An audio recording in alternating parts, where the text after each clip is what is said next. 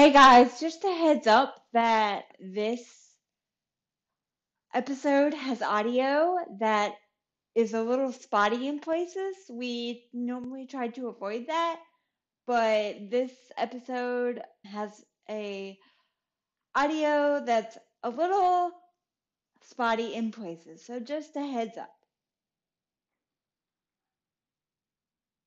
Welcome to the Wheel With It podcast with your host, Devon. Let's get into the episode. Hello. Welcome to another episode of Wheel With It. Today we have Martin Lockett on the podcast with us today. And I am your host, Devon Wieters. How are you, Martin? I am doing awesome, Devin. How are you doing this morning? Good. So first of all, tell us about yourself, and then we'll go from there. So my name is Martin Lockett, and I am a mental health and substance abuse counselor. I've been doing it for a couple years, and you'll hear about why I got into this, but I spent 17 and a half years in prison as a result of my addiction. And I decided to then make my life's work about this mission of helping people who struggle with substance use issues in a way to honor my victims. And so I'm very happy with the work that I do today, and I speak around the country, and I'm just happy to be able to share some of my story today. I know it's a tough story, but how did you get into this? Just a brief synopsis of where things started for me. I grew up in Portland, Oregon in the 80s, and Portland is much different today than it was in the 80s. People know Portland for the naked bike rides and just for very liberal state. And back then it was quite different. It was a war zone. There were gangs fighting for, drug territory. It was the height of the crack epidemic. There were drive-by shootings every other night. It was pretty bad. And thankfully, I have a twin brother and two older sisters, and we were raised by two very loving, nurturing parents who did everything they could to keep us from these negative influences. And that worked well until I got to high school. I was a very shy kid. And so I would basically do anything to hang out with anybody who would accept me. So this led to me hanging out with some not so good kids. And in that, I started to drink because it was a way for me to loosen up socially and be able to talk to people without getting nervous and fumbling over my words and things like that. And that was my infatuation with alcohol initially at age 14. And then things changed around age 16 when I started to drink for different reasons. Because now I'm starting to think about my life beyond high school and what I would do with myself and what type of career I would have and who I would be. And there was a lot of insecurity around that. And growing up where I grew up, there were not a lot of positive examples around me for people who made it out of poverty and were successful. So I put a ceiling on my life, and I really didn't think that I would be capable of doing much. And so this was very depressing for me. And I remember I started to drink to just numb those feelings and not have to think about that. And so that was when I became addicted to alcohol, where I would drink before I went to school, during my lunch breaks, after school, I just drank and drank some more. And this led to why I am here today, because something very tragic happened on New Year's Eve of 2003 when I was 24 years of age. Do you mind delving into what happened? I would absolutely like to talk about that. So at the time, just paint the scene. So I'm drinking every day, right? But I'm also working at a warehouse full time. I wouldn't show up to work drunk or anything like that. I was great at my job. They loved me.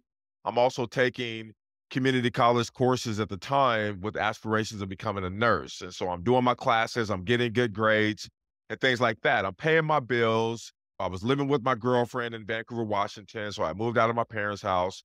On the surface, it looked like I had my life together.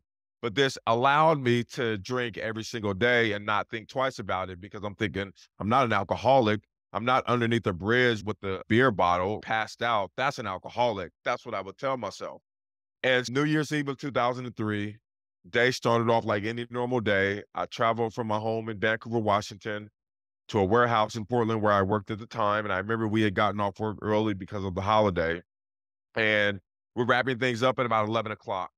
And as we're about to leave, my boss had joked with us. He said, you guys go out and have a good time tonight, celebrate the new year, but do not let me wake up and see you on the front page of the newspaper. And of course, we all laughed it off. Nobody thinks twice about it. We clocked out. But as you can see, almost 20 years later, I've never forgotten that statement.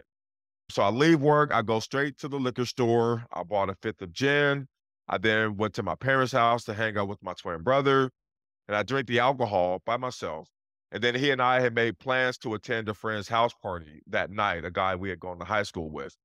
And so after I drank that entire fifth of gin, I then went back to the store where I bought 4 24-ounce cans of beer.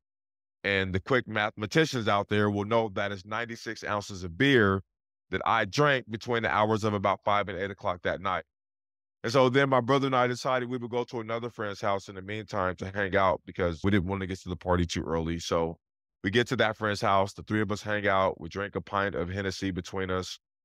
It's now about 11 o'clock, and we go to exit his apartment. And here's warning number 2. His mother yells out from the kitchen, "Now, y'all be careful tonight. You hear?" And of course, we reply, "Yes, ma'am. We'll be careful. We're good." Obviously, we had no intentions of being careful that night. So we get to the party. We see a bunch of old classmates. We drink more alcohol, of course. We celebrate, bring in the new year. Everything is great. We exit the party at about 12:15 a.m. Three of us get into my vehicle. I drop my friend off, no problem. Get back onto the freeway to take my brother home. And at this point, all I'm thinking about is how exhausted I am. And I can't wait to get him home because I knew I still had another half hour or so to drive to my house in Vancouver, Washington. So on the freeway, I began to pick up my speed to about 80 miles an hour. And my brother says, "Hey, man, you should slow down. The police are out, but being a holiday and all." And I thought for a second, that makes sense, right? He's right about that. So let me go ahead and slow it down. So I did that. And then we exit the freeway. And now we're driving in a residential area. And again, I began to pick up my speed now to about 60 miles an hour, 30 zone. And my brother, this time he gets angry with me and he begins to yell, "Slow down before we crash." And I snap back at him, "Calm down. I know what I'm doing. I've got this. I've done it 100 times." But just to appease him, keep him quiet, I went ahead and slowed down. We drive for about 10 more minutes. And I'm just about to get into the left-hand turning lane to drop him off at our parents' house when he suddenly realizes he's all out of cigarettes. So he says, "Hey, man, let's go up the road so I can get some cigarettes. I'm all out." And in my mind, I'm thinking, great. Here's one more stop that I don't want to have to make. I just want to go home and go to sleep. So we drive for a couple blocks. And then about 2 blocks from that point, there's an intersection. And the store we need to get to is just beyond the intersection. And so I'm looking up at the light, and the light is yellow.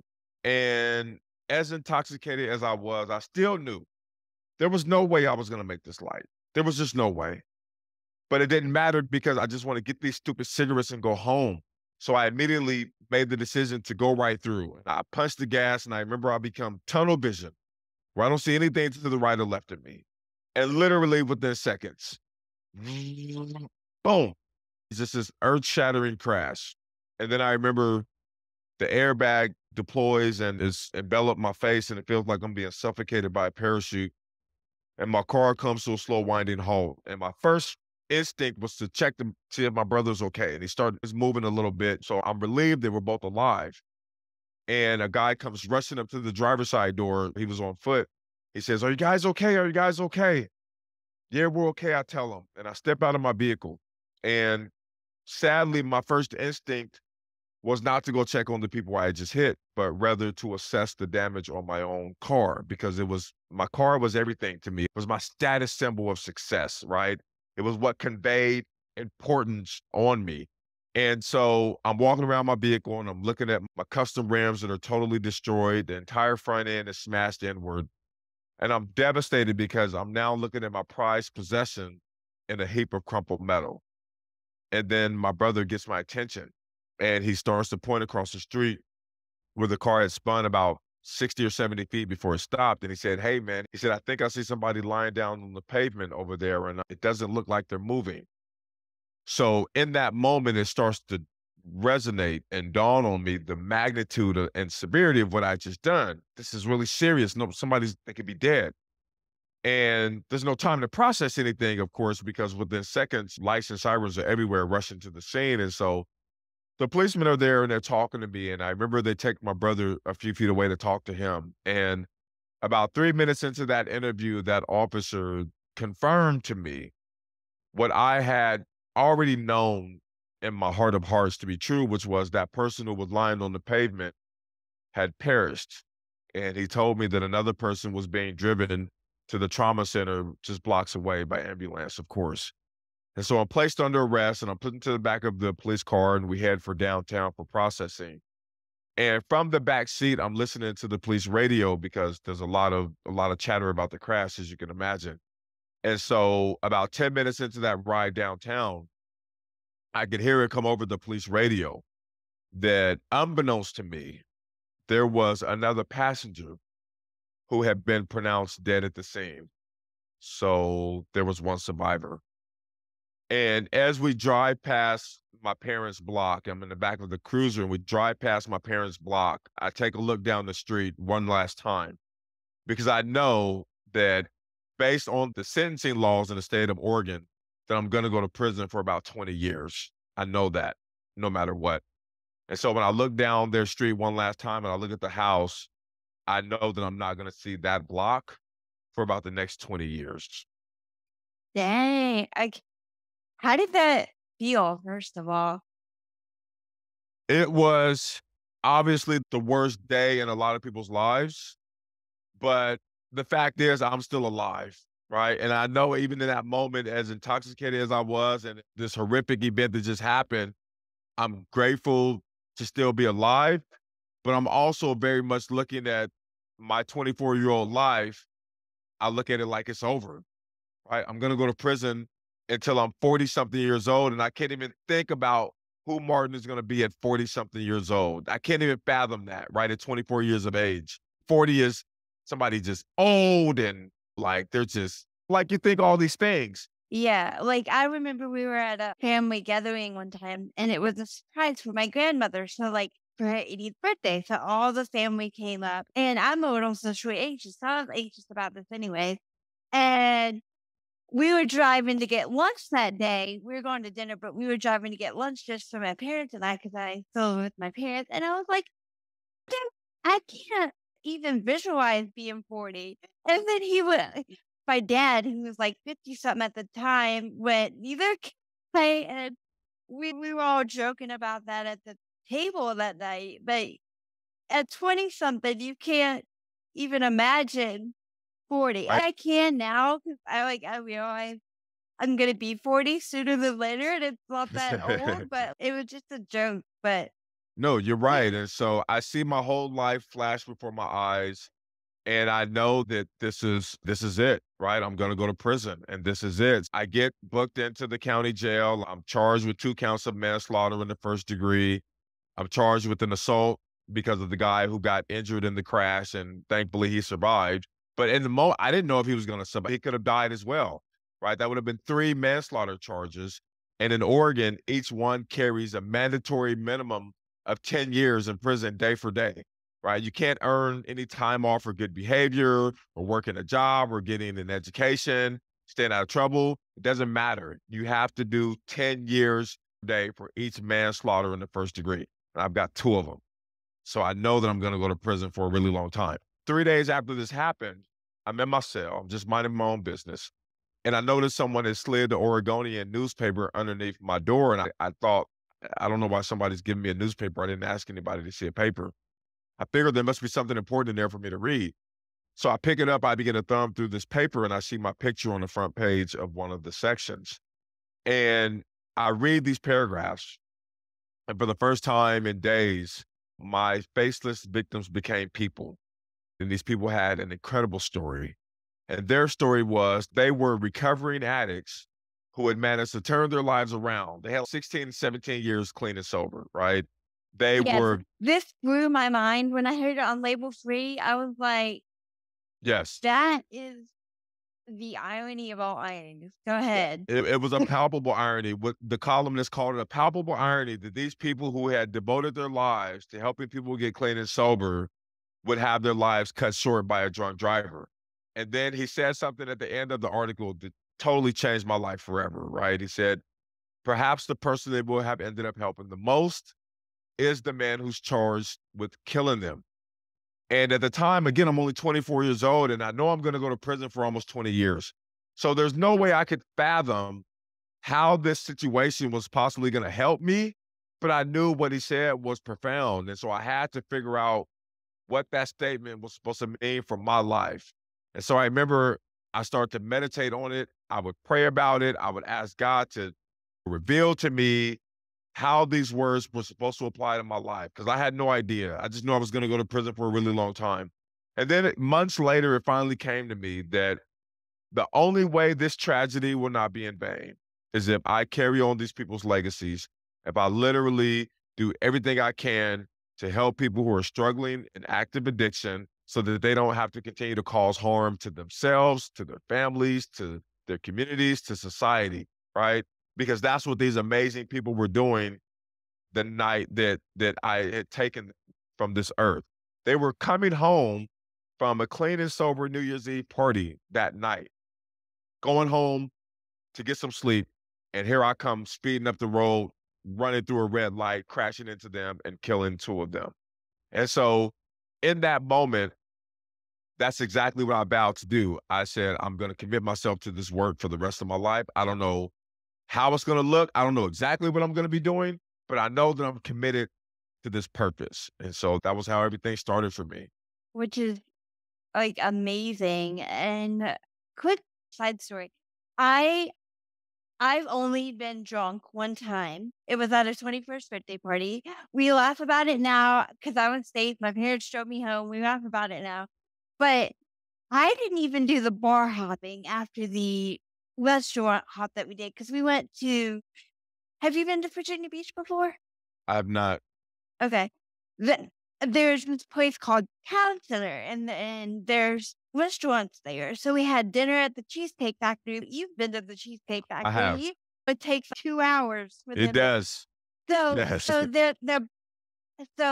the way this particular store had their buzzer set up, it worked if you went to any of the other restaurants, like to encourage people to go to the other places and get a drink while we wait. So we did a kind of hop around there. And then, of course, it was the 21st birthday. So we went back to the Cheesecake Factory for dinner and drank some more. And like I said, we laugh about it now because it's hilarious. But I didn't even do the bar hopping afterwards because my parents had to drive me and drop me off. And my mom gets up at 4 in the morning for work because she's at her desk by 6. But I was like, please, can I go bar hop? Because I never get to go out or something. And she's not got to get up at 4:30 in the morning. But even with those drinks that I had, and I didn't even do the bar hopping, I was really drunk looking back Yeah. on it. So alcohol can hit you so fast. Yes. You don't realize how fast it can hit. It's crazy. Right. And the first thing that goes is your judgment, right? Your ability to think clearly, think rationally, make good decisions. And then shortly thereafter, it's your motor skills, right? And your reactivity time and things like that. Is operating a motor vehicle is the absolute worst, one of the worst places you can find yourself in after you've been drinking, right? Which is why we have laws in all 50 states around the amount of alcohol that can be in your system, a very low concentration before you reach a threshold where it's illegal because it becomes dangerous for everybody on the road. And so with that, so I commit to this cause. A few months later, I take a plea bargain to avoid going to trial. So I take a plea bargain for 17 and a half years. And again, that's day for day. I didn't get out a single day early. I did 17 and a half years, 210 months from January 1st of 2004 until June 28th of 2021 is when I was released. But there was a lot that happened during that time, right? So I'm committed to this cause. I figure if I'm going to help people who are struggling in addiction, then I should probably get a degree because I want to become a counselor, right? That's the easiest way to do this work. At the time, I had a GED and they were offering, you could take one community college course per term at the prison, and we would pay like $25 for this course, for each course. And they would have professors come down from the community college into the prison, and we would do, like 12 of us would do a class. So I signed up for that, and I'm taking one class per term, and I do that for 3 years, and then I lose my father. My father passes away, but in that happening, it was very unexpected, but in that happening, We were able to get his pension and his life insurance policies, things like that. So now I can afford to take classes from universities outside of the prison, right? So I started to take those classes. We don't have any internet, so everything is done through the snail mail system, paper, right? So I do that, and then I get an associate's degree from Indiana University in 2010, and then I went on to get a bachelor's degree in sociology from Colorado State in 2013, and then I went on to get a master's in psychology from California Coast University in 2016. So how long did it take you to do all that? If you were only about I'm very passionate about criminal justice reform. After we get off here, I'll tell you more about that. But I knew you could educate yourself in prison, but I didn't know it was that stringent that you only had to take one class at a time. Like, how do they expect you to get anything done? So actually, a lot of people, there's a misconception. So the federal Pell Grants went away in the 90s when Bill Clinton was in office, and it was this whole tough on crime approach. And so when he signed the crime bill, as they call it took away any funding for anybody in state or federal prison to get any federal money for education. So the only thing that's available is a GED. Beyond that, you have to pay for it yourself in most cases. And so the reason why we were able to take one community college course at a time is because there were these little old ladies who were retired teachers had set up this foundation to get money donated so that they could work with the local community college to be able to provide these courses for inmates at a very low cost. That's the only reason why we were able to take those courses. So I had to take my own money, again, when I lost my father, and then I was able to pay for college courses through Louisiana State, Indiana University, Colorado State, all these different colleges. Thankfully, however, as of January of 2023, there is federal Pell Grant money now available for inmates because as former President Donald Trump was leaving office, when he signed that massive stimulus package at the end of his term, buried in there was the reinstitution of federal Pell Grant money for inmates. And so that is a really good thing, I will say, Yay. that came out of that administration. Yeah, because that's so stupid to me that they would provide any funding for inmates, because how do you expect them not to come back in there? We don't have any. I agree.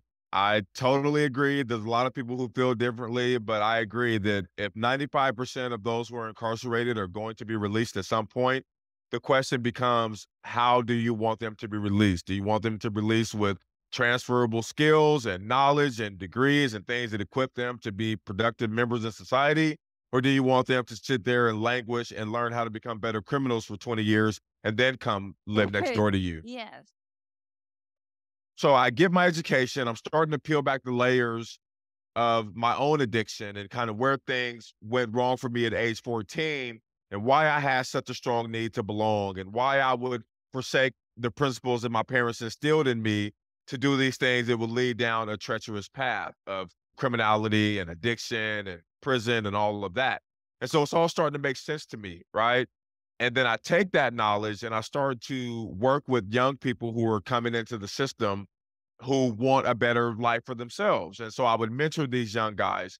I would work with them on their own education. They were working toward GEDs and things like that. And I would tutor them and talk to them about life and what they want to do beyond prison and things like that. And so in doing that, that also reaffirmed to me that counseling is exactly where I need to be, right? Because I enjoy helping people and using my knowledge and experience to show people a different way. And so with that, I then enrolled into a substance abuse treatment program within the prison. It was like a 7-month long program, and it's 5 days a week, very intensive therapy. And so I did that. And after I completed that, then I talked to the boss to see if I could work as an intern in the program so that I could get the clinical hours toward certification as a substance abuse counselor. Because even though I had a master's degree in psychology, I still needed the clinical hours to get certified. So even though there wasn't like a program already set up for that in the system, he said, you know what? He said, with everything that you've done to educate yourself and how much you've invested in yourself and your future, I want to see what we can do to make this a reality for you. So he talked to his boss and they cut a bunch of red tape. They allowed me to work as an intern, which means I was able to do assessments and orientations and one-on-ones, and I could do group therapy and lead the guys. And it really gave me all the tools that I needed to become a successful counselor. And so a couple of years later, I got state certified in Oregon as a recovery mentor first. And then the following year in 2019, I got certified as a substance abuse counselor in the state of Oregon. And then I released from prison a couple years later in 2021. So how was it like getting out of prison? Because I would imagine that so much had changed. Everything had changed.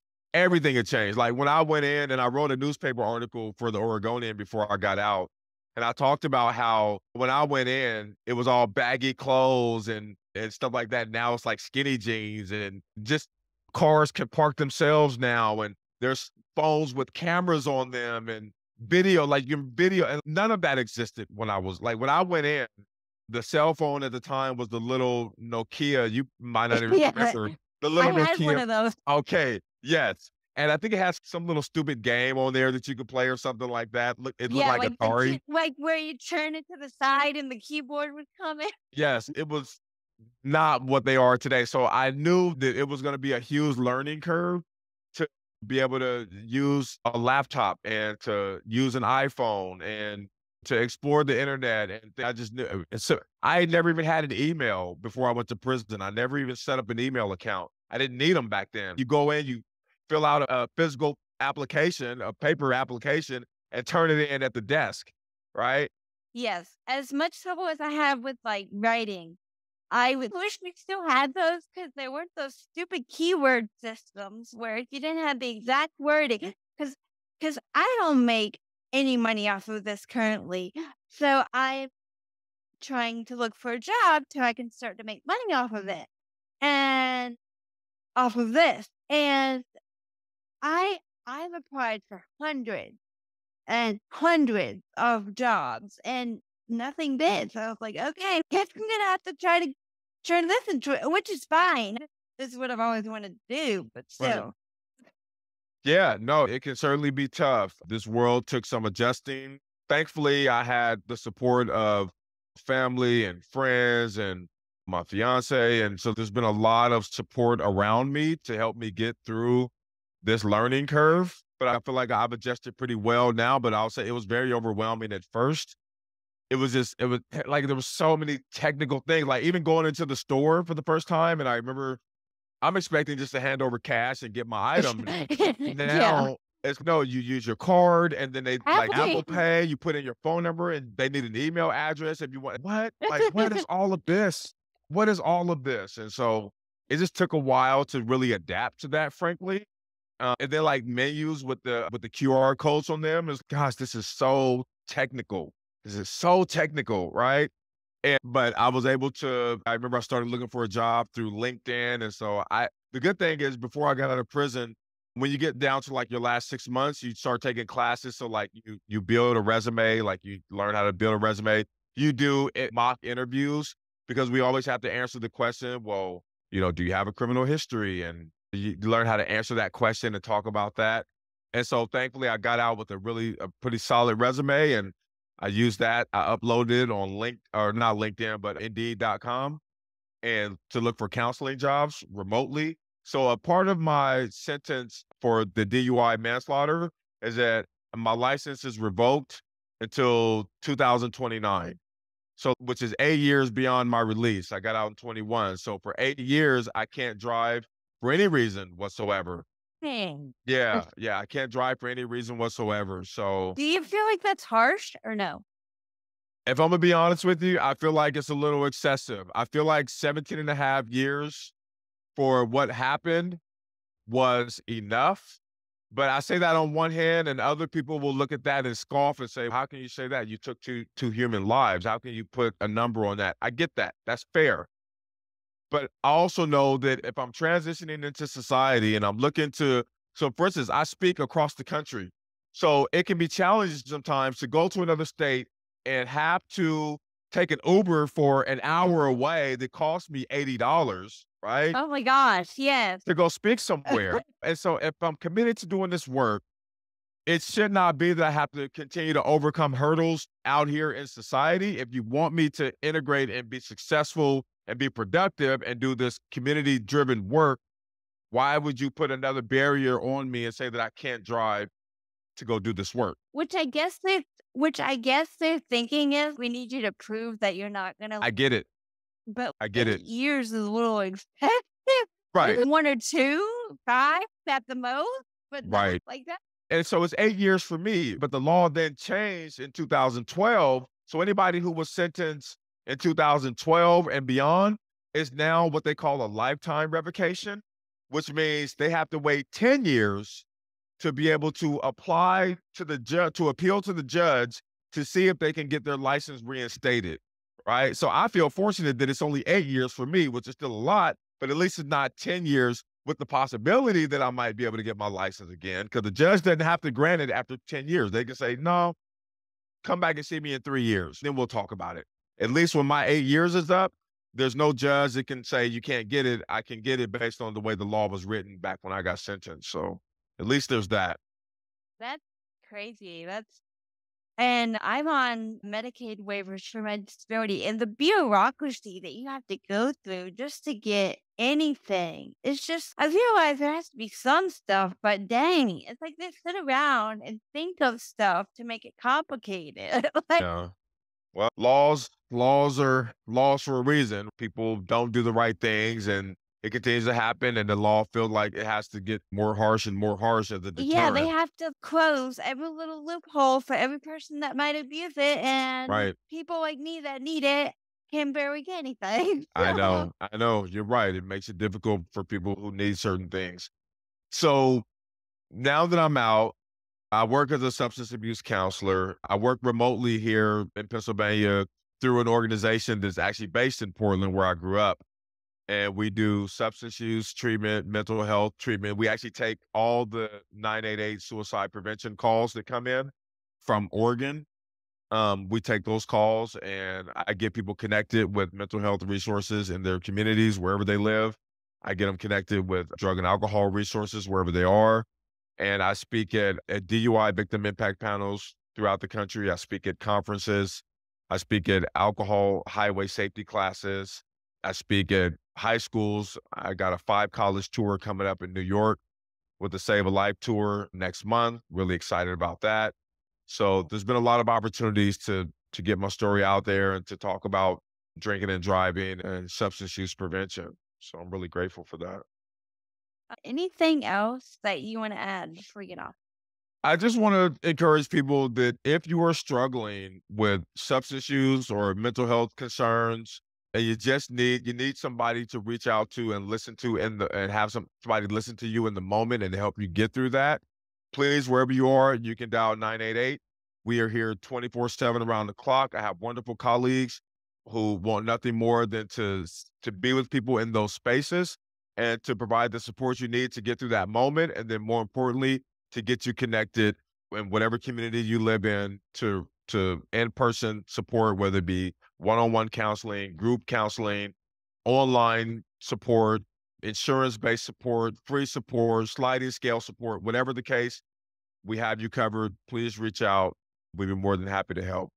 Counseling saved my life, literally. I won't get too much into it, but it literally saved my life. So counseling is the best. So don't be Yes. ashamed to take advantage of counseling. Where can people follow you on social media? I only have one social media account, which is Instagram. So it's at Martin L. Lockett. And then there's also my website, martinlockett.com. They can reach out that way as well. Okay. And be sure to follow us, me at Devon Readers, and the podcast at Wheel with a Pod, pretty much everywhere on social media.